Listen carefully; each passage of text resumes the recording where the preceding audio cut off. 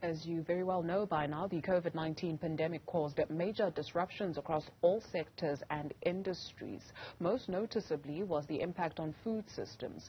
The Institute for Poverty, Land and Agrarian Studies conducted a one-year research project with the intention to gather data on the impacts of COVID-19, regulatory and support interventions on the functioning and structures of food systems in 3 African countries, namely Tanzania, Ghana and South Africa. We're now joined by Professor Moenieba Isaacs from the Institute to talk us through that research. And as we play that video in the background, thank you very much, Prof, for availing yourself this afternoon. It took a year to put this together, taking a look at Tanzania, Ghana and South Africa. Why those 3 countries and what were you looking for? Thank you, Dudu, good afternoon to all your listeners. Yes, we looked at South Africa because South Africa is a middle-income country, and then we also looked at Tanzania. It is a low-income country and has a different food system than South Africa. South Africa's food system is highly corporatized. And Ghana is in between, has supermarket, but also has a strong informal, small-scale food system. So we wanted to compare these 3 countries with 3 different food systems and also farming systems. The fact that also, the 66% of South Africa's population is urban.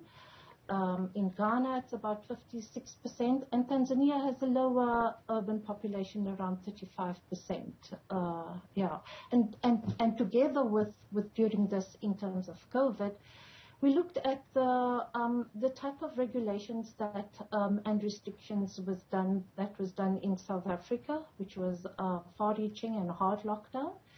And then we looked at Tanzania. There were absolutely no lockdown restrictions done there. And Ghana had a kind of a short-term in-between restrictions that were done by government. So we looked at how governments respond to the pandemic and the impact on mainly women and informal sectors in these 3 countries. We'll get into the response in a moment, but you mentioned that South Africa's food system is highly corporatized. What does that mean? It means that South Africa's food system, we get our food mainly from big food companies and also big food producers, highly capitalized system when we think of our retail and also our food production. Our small-scale producers are very limited small-scale producers in South Africa. So you talked about this research being conducted and taking a look at government responses to the COVID-19 lockdown where food systems are concerned.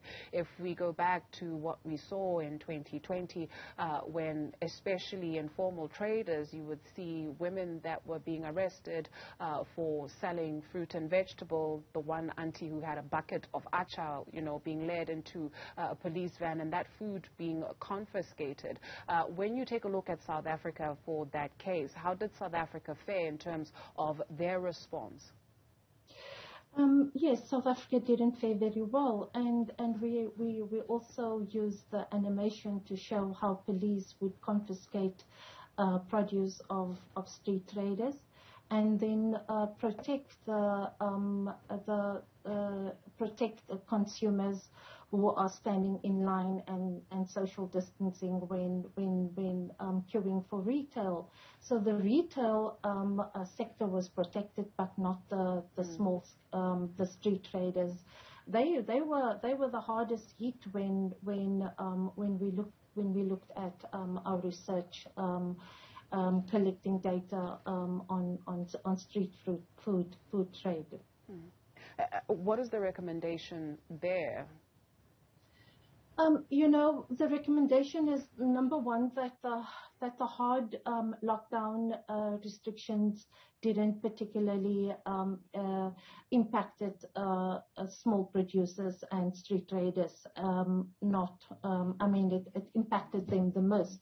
So our recommendation for that is that number one, we should not continue in future when we anticipate future shocks like this. We should not restrict the trade, and especially street trade. But if we looked at linking it to land and access to markets, we compare Tanzania and Ghana. They are the local markets. Although there were restrictions, local markets and local producers were allowed to sell, and there's a vibrant local market of selling of produce and consumers buying at local markets. We do not have that in South Africa. So that is definitely looking at where are the municipal land around the country, and to what extent municipal land can be used and for trade and markets of smaller producers. And we also saw how resilient the smaller producers in both Ghana and Tanzania were compared to South Africa. So we definitely need to make more space available and for trade, but also to purchase for consumers. I do wonder, Prof, what then this tells us about this country, where we hear a lot of rhetoric around creating employment. We hear a lot of rhetoric around supporting small businesses. We hear a lot of rhetoric around, today we heard from the MEC of Sport, Arts and Culture, speaking to my colleague earlier on, saying that government will not give people handouts. It's rather hand-ups, if you will. And here we found a situation where people who have the least, who are trying to make a means of income, are still systematically excluded, if you will. What does this tell us about this country? It tells us that our regulations and our big food, even if you look at the consumer price inflation during that time and the food inflation, you look like the food prices increased much more than the consumer inflation during that time. So that tells you that big food, big corporates, they made the most money during that time. And it also shows us that government is protecting big food and big corporations. And when it comes to poor people, the rules and the regulations are much more difficult for them, and there are no space for them to trade.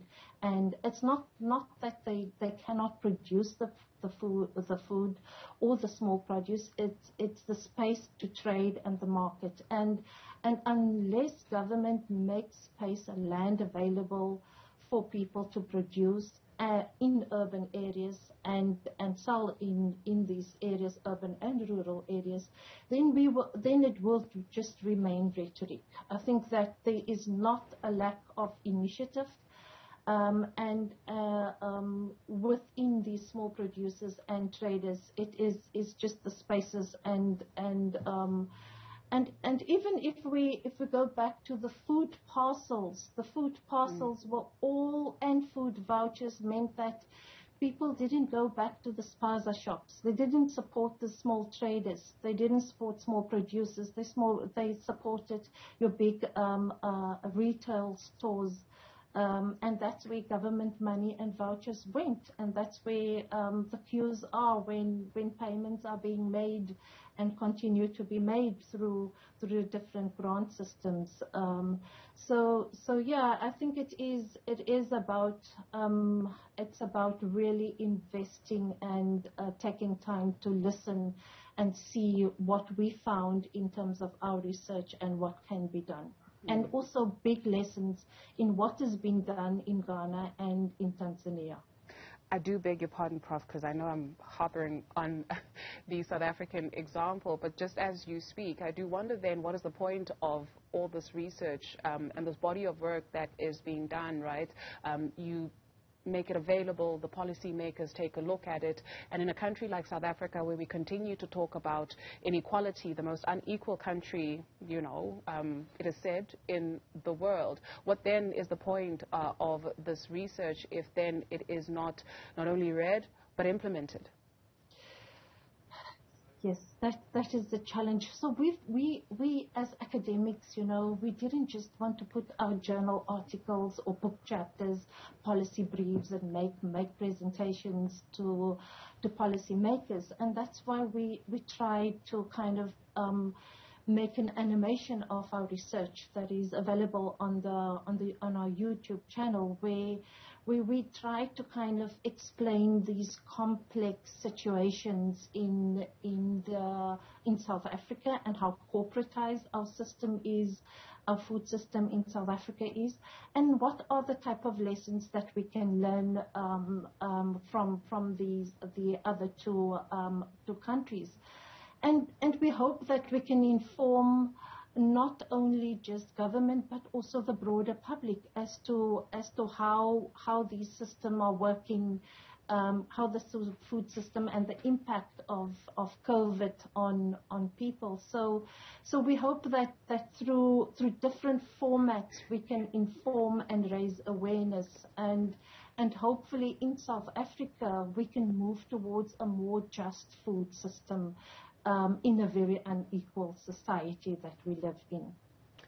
Prof, thank you very much for availing yourself this afternoon.